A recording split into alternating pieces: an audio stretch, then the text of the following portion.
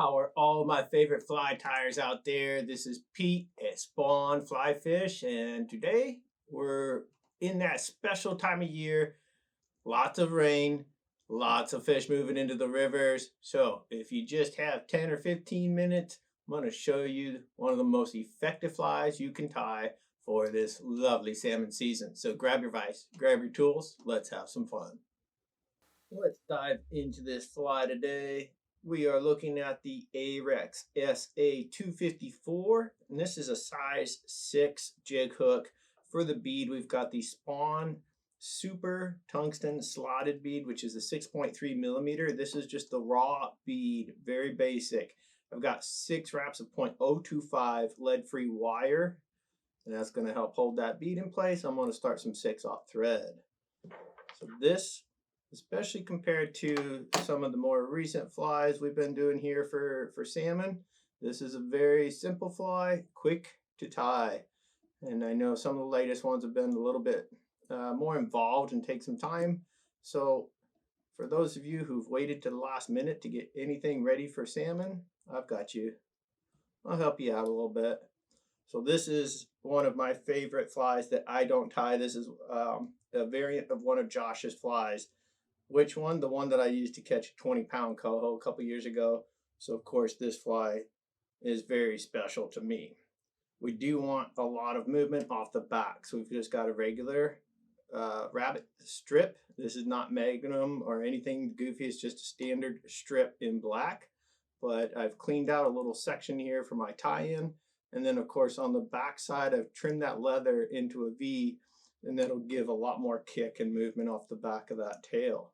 So we're just going to line that up so that where I left that little mark matches the back trimmed portion of that little spot on the leather of the strip. Tied all the way back down. You can turn, make sure you're hitting that mark that you gave yourself.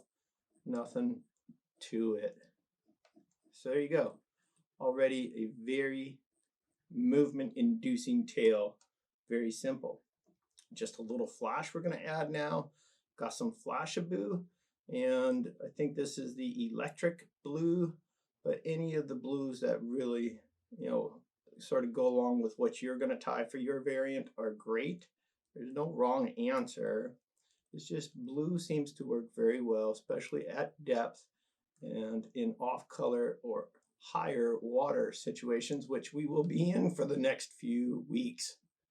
So you can get to the river, and this fly really shines for those who are willing to maybe take an extra 2 seconds. Just going to trim this at an angle roughly the same length as the tail. But for those of you who are willing to take a few extra seconds and switch a fly here and there, this is your time to shine with this fly. So you're fishing, somewhat, let's say, at average depth, and then you get to this big pool. It's very deep, dark in there, and you can't see much, but there's a couple big bubbas. Tie this on, swing it through those holes, and you'll find out. You won't have to wonder. If Bubba's in there, he's going to eat this. Just making a little thread loop now. Bring that knot up. It's nice and closed off there at the top. Get my thread all the way up. Open this loop. And now we're going to fill it with a bunch of Spawn Dub, specifically UV blue. So this is the black UV blue Spawn Dub. And I've got a pretty healthy stack here as far as my dub ladder. And the reason, well, I don't want a wimpy body on this one. I want it pretty substantial. Going to push a little bit of water, but not much. The idea with this is you don't want so much body that it slows that drop, right? This one has a very quick drop rate, quick descent, whatever you want to call it. And it just gets in the zone very, very quickly. And that is so important during salmon season. Even out there on days, if you enjoy swinging flies and all that, there's certain spots that you need something heavier to get down in there. And without, maybe switching lines or adding a sink tip, whatever, sometimes you can just switch that fly out, fish through the deeper pool or deep 2 pools, and then switch back. If you're willing to do that, I'm telling you, you're one of those people who catches a lot of salmon. And kudos. because it's about as fun as it gets. All right, so there we have a nice, very thick, very full loop of some black UV blue spawn dub. I'm a big fan. I know none of you are surprised by that, but just thought I'd throw that out there. It's easy to use and be confident with the materials you use when you have faith in them and when they produce. I'm going to use all this goodness and get it right up there behind the bead. We're not too concerned with crowding this. We're gonna fix that if we do crowd it, but we're not going to crowd it.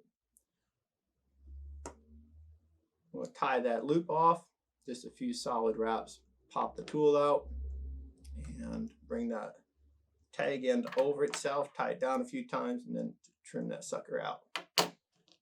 Go back to our brush and just untrap any fibers that may have gotten stuck in there as we wrapped forward.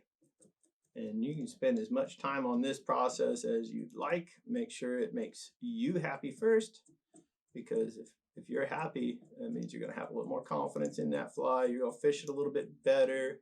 Next thing you know, you're a little bit sore from catching so many fish. Oh man, what a tough endeavor. So here's what I meant. I'm not worried about crowding, because we're going to add something else here. We've got some legs. Now when Josh ties this, he likes a different leg. He likes the crazy legs with a little bit of purple and blue flake. But this is a tipped leg. So this is a crazy leg tipped, I think. And this is just black, and then the tips are blue. So what I'm going to do, I've got 3 legs. I'm going to veil these over the thread. I'm going to try to match up both sides of where the blue portion starts on those legs for the tips.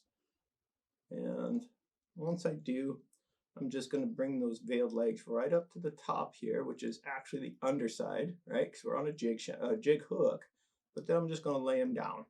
So now you see, if I were to finish this fly, of course you can tell this is going to have a lot of motion underneath, much like the application of the legs on our last fly, that little nightmare guy we did. But now I'm just going to kind of tie back onto them just enough. And you know how I love my feathers. I happen to have a Kingfisher blue dyed pintail feather here. And yes, this is one of our spawn products. So I'm just going to trim out the tip.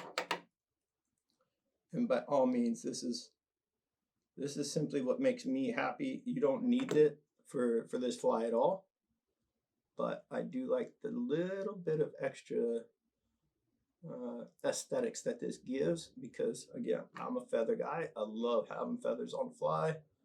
And on a drop, if you have a pause moment in this fly, be it the drop, on a strip pause, whatever, I like having these little bits and fibers off of this feather, just to provide, 1, a little bit of breaking up of that monotony on the pattern, and 2, a little extra movement. So you'll get a little extra flare out, a little extra bounce. And I'm going to take advantage of all that goodness and put it on my flies. So that's where we're at. So I've got that as much as I want on there. I'm going to call that my breaking point. So I'll just create a clean V against the fibers where they meet the quill. And now you can see I don't have to wonder where to put my thread. I'll just follow right in that clean little V that we just made. With a few wraps, giving a little bit of a pull here at the end of each wrap. Just solidify all those fibers. 1 clean cut there. Got a little bit of trim on my side, but not too shabby. Of course, we've got a comb somewhere handy on this table here today.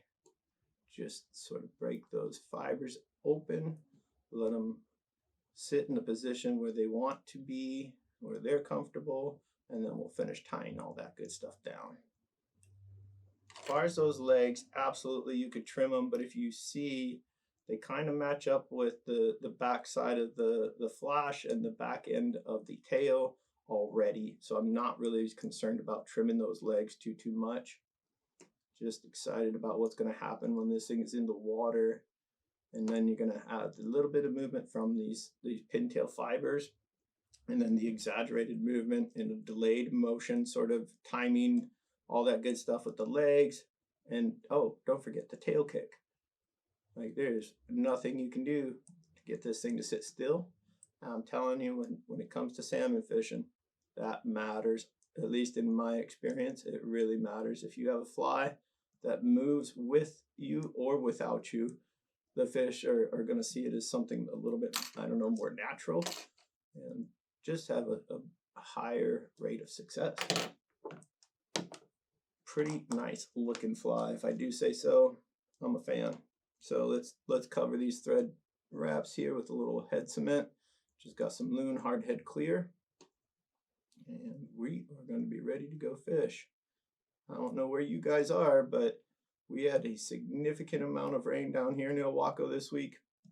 Rivers are going to be very full, maybe a little too full today. However, they drop very quickly. So if you're last minute, this is one of those flies that you can tie a pile of them very quickly and just know that you're going to be into fish. So there you have it. I hope you guys enjoyed. I love spending time with you, but if you could do me a favor, hit that like button, hit that subscribe button, and we will see you guys on the water.